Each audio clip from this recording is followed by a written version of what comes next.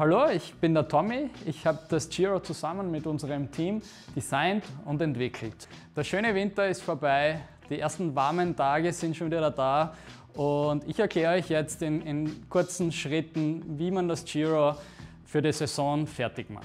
Ich beginne jetzt mit dem ersten Schritt, und zwar der Grundreinigung des gesamten Fahrrads. Dafür gibt es unterschiedliche Mittel, unter anderem dieses hier von Giro. Das Tolle an diesem Mittel ist, dass es ideal für den Rahmen als auch für die Reinigung der Kette ist. Ich trage das jetzt auf. Wichtig ist es, dass man das Mittel für eine kurze Zeit einwirken lässt, eine halbe Minute vielleicht. In der Zwischenzeit richte ich mir einen Putzlappen und mit dem hole ich dann den groben Staub, den Schmutz vom Rahmen. Im zweiten Schritt der Reinigung verwende ich dann meistens eine Haushaltsrolle und damit wische ich jetzt final noch einmal über den Rahmen. Dann glänzt es auch gleich. Jetzt mache ich gleich weiter mit der Reinigung der Kette. Wie gesagt, ich verwende das gleiche Putzmittel. Wenn ich das Mittel auftrage, dann muss ich nur darauf achten, dass ich es nicht auf die Bremse und die Bremsbacken bekomme. Und das ist das Gleiche anschließend beim Ölen der Kette. So, mit dem Putzlappen. So, damit habe ich kleine Steine und groben Staub entfernt. Und jetzt müssen wir die Kette ölen. Dafür gibt es unterschiedliche Mittel. Da gibt es auch eines von Giro. Funktioniert folgendermaßen, indem ich das so aufrichte, aufsetze und dann die Kette durchdrehe. Sieht gut aus. Damit ist die Kette geölt. Im dritten Schritt schauen wir uns jetzt die Bremse etwas genauer an.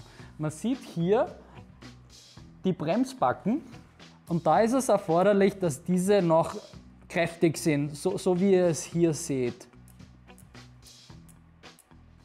Jetzt schauen wir uns die Einstellung der Bremse an. Dafür ziehen wir den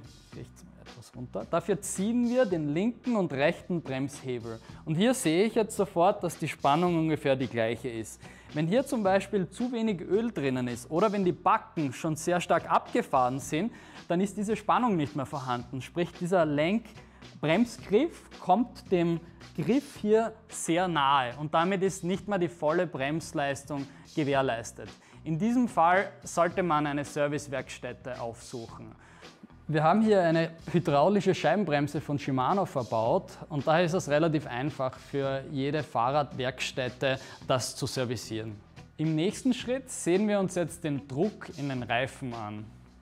Dazu hat jeder Reifen auf der Seite, auf der Flanke, eine Angabe zum minimalen und zum maximalen Reifendruck. In diesem Fall hier sind das minimal 3,5 Bar und maximal 6 Bar.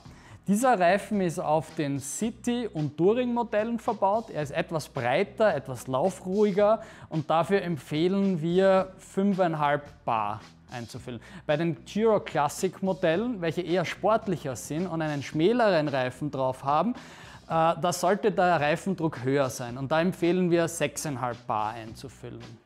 Bei der Profiltiefe habe ich hier keinen Indikator, aber ich schaue mir die Lauffläche des Reifens an und vor allem die Seitenfläche auch. Und diese sollte gleich tief sein. Und wenn hier die Lauffläche mehr abgenützt ist, dann sieht man diesen Unterschied. Wenn es stark abgenützt ist, dann sollte der Reifen getauscht werden. Okay, im gleichen Schritt schauen wir uns jetzt auch gleich die Einstellung der Schaltung an. Dafür schalte ich jetzt mal alle Gänge durch und schaue, ob das sauber läuft. Perfekt. Lässt sich jeder Gang rauf und runter schalten. Fertig mit der Schaltung. Jetzt kommen wir zum Akku. Den Akku sollte man am besten schon am Vortag wieder vollständig aufladen und für die erste Ausfahrt vorbereiten. Diese klassischen Komfortgriffe, wie man sie am Giro City und Touring findet, haben diese Ausformung am Ende. Das hilft, um das Gewicht des Handballens besser zu verteilen und abzustützen, was einem ein angenehmeres Gefühl gibt und die Hand weniger anspannt. Jetzt erkläre ich euch, wie man die richtige Sitzhöhe einstellt. Wichtig ist, dass wenn man tritt, dass das Knie nie komplett gerade ist, sondern dass es immer leicht in der untersten Position leicht abgeknickt ist. Und da gibt es einen Trick, das ganz einfach einzustellen. Und zwar stellt man das Pedal auf die tiefste Position und man legt dann die Ferse drauf. Wenn die Ferse auflegt, dann muss das Bein gestreckt sein.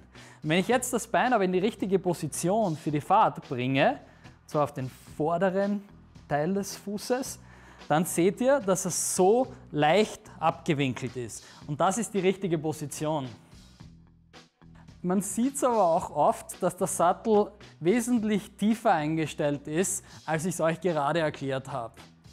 Das ist oft so, dass sich Leute in dieser Position einfach sicherer fühlen. Wenn man so zum Beispiel stehen bleibt, dass man den Boden leichter erreicht. Und das gibt Stabilität. Aber man sollte damit auch vorsichtig sein. Das ist okay für kürzere Strecken, aber auf längeren Strecken kann das zu Knieschmerzen führen. Also bitte vorsichtig damit. Okay, jetzt sind wir auch schon fast am Ende. Ich fahre jetzt mit dem Giro noch raus und teste nochmal die Bremse, mache dafür 2, 3 kräftigere Bremsungen und sehe mir an, wie es funktioniert, ob es so reagiert, wie ich es gewohnt bin. Und dann schalte ich nochmal alle Gänge durch, schaue, ob diese sauber laufen und das war's. Ich wünsche euch viel Spaß, eine tolle Saison mit eurem Giro und danke!